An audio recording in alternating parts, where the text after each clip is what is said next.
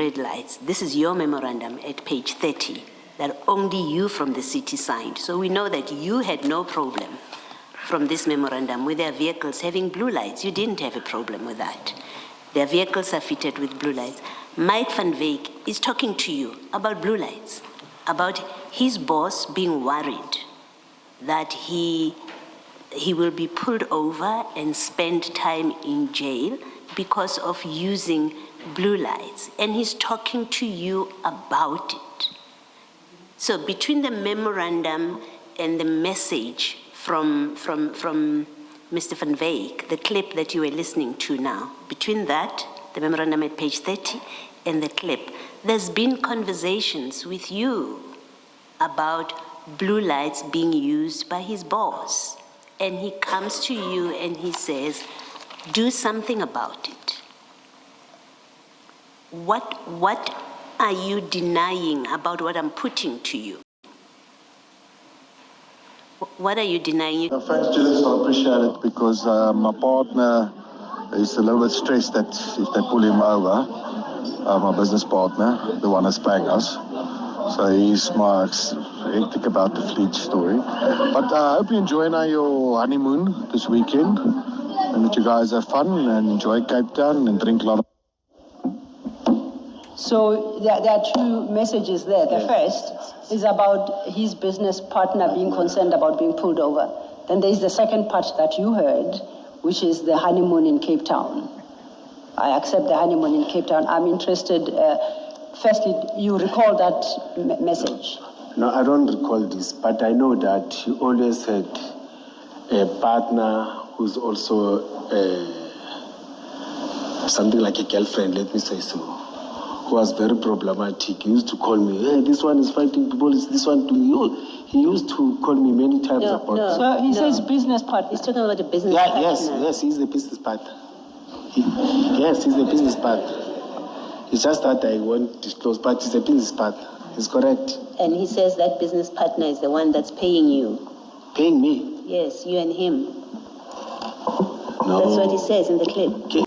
The one who's paying us. Maybe he's talking about them in their business. And it's not his girlfriend, it's him. He says him. Yes, so he's not talking about a girlfriend. Yes, the partner that I'm talking about. But it could be I'm not talking about, let me clarify it. In that sense as well. Let me clarify it. I'm not talking about Vusi here. I'm talking about the partner.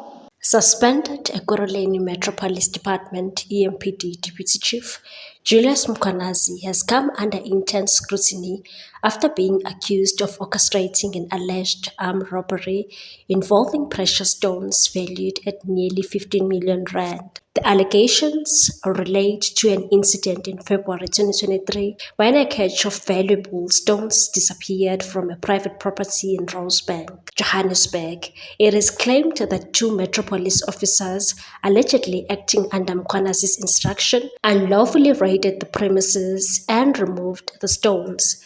Details of the incident surfaced during Mkhwanazi's testimony at the Matlanga Commission of Inquiry on Thursday, where he was questioned extensively about the legality and jurisdiction of the operation. Mkhwanazi initially told the commission that the operation was a joint effort involving the EMPD, the Johannesburg Metropolis Department, and Gauteng Traffic Department. According to his account, the operation stemmed from a complaint lodged by the late Gauteng Traffic Department Deputy Chief Inspector Guzuzu Gerald Maseko, who had reported that suspects were allegedly defrauding members of the public by selling fake precious stones on social media. He testified that acting on this complaint, he deployed two EMPD officers, Keisha Lee Stolz and Adrian Mackenzie, to carry out the operation. Both officers are currently under investigation by the Independent Police Investigative Directorate, IPID, in connection with the alleged theft. Mkhwanazi further claimed that he accompanied Maseko to the Rosebank property, where they parked outside while officers conducted interrogations inside a flat.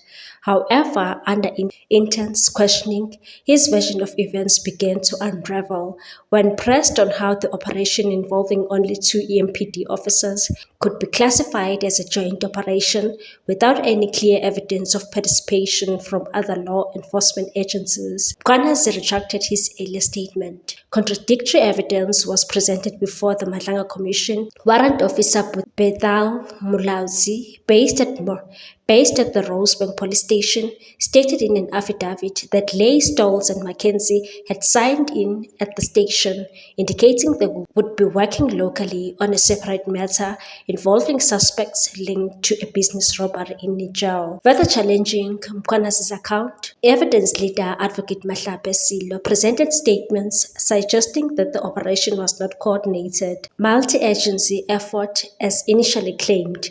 Instead, the evidence indicated that the 2 EMPD officers acted alone, accompanied only by a civilian identified as Ethan van der Walt. Sello accused Mkhwanazi of deliberately fabricating the narrative of a joint operation to legitimize the officers' actions. As you concocted the story of a joint operation and to persuade the commission, you selected one person who unfortunately has since passed away and is not able to speak for himself. I find that truly concerning. You did so because you know that as we stand here, Chief Inspector Masego will not be around to contradict your version. Mkhwanazi family denied the allegations, responding, "I'm denying what you are saying." Concerns were further raised by Co-Commissioner Advocate Sandile Khumalo SC, who questioned the credibility of both Mkhwanazi and Mackenzie. Khumalo noted that during initial interviews with IPID, neither had disclosed Mkhwanazi's alleged presence at the Rosebank property. It was only after investigators obtained CCTV footage showing a white vehicle parked outside the premises that Mackenzie was linked to the scene. The footage reportedly showed him approaching the vehicle and engaging with an unidentified individual. Under questioning, Mkhwanazi conceded that he failed to mention his presence at the scene during his initial IPID interview. Khumalo expressed concern about what he described as a pattern of behavior among the officers involved, as that you seem to be protecting each other. Why are you always protecting each other? He went further, suggesting that the operation bore the hallmarks of a criminal act rather than legitimate law enforcement, and said you can't just go to somebody's house and raid it. To me, it looks like you tasked them to go to somebody's house to commit an armed robbery. In response, Mkhwanazi maintained his position, stating that his primary concern was the whereabouts of the missing stones, and said, "Your concern is my concern. Where are the rocks? Where is the person having them?" Adding that he hoped that ongoing IPID investigation led by a senior investigator, Tulani Makagula, will uncover the truth. He also claimed that the stones had been handed over to an unidentified JMPD officer, an assertion that has yet to be corroborated.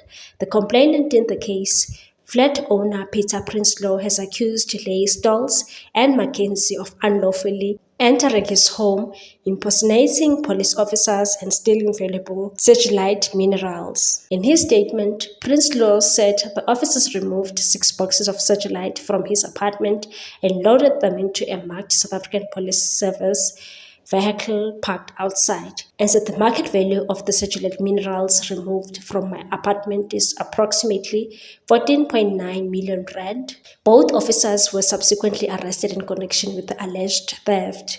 Prinsloo further revealed that during a meeting with IPID on March 15, 2023 at the Benoni police station, he was able to identify some of his minerals in an evidence bag. However, he noted that only a fraction of the stolen items had been recovered, and that the value of the minerals in the evidence bag is approximately 40,000 rand, adding that a significant portion of the stolen stones remain unaccounted for. He emphasized that he had not given anyone permission to enter his home or remove his property, nor to intimidate him in any way. In addition to the criminal case, Prinsloo has filed a civil claim against the city of Ekurhuleni, seeking damages amounting to 45 million rand. During his testimony, IPID investigator Thulani Magagula confirmed that the EMPD had been aware of the incident prior to the initiation of civil proceedings. He also disclosed that some of the stolen stones were recovered from Mackenzie's vehicle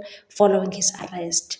According to Magagula, Mackenzie admitted that the stones found in his possession belonged to him and said he agreed that this belongs to him. He even added that during the night, the stone is just for decoration. Inquiry continues as investigators attempt to piece together the full extent of the alleged operation and determine accountability for the missing millions. As a take on this one, people, thanks for watching. Please subscribe for more news.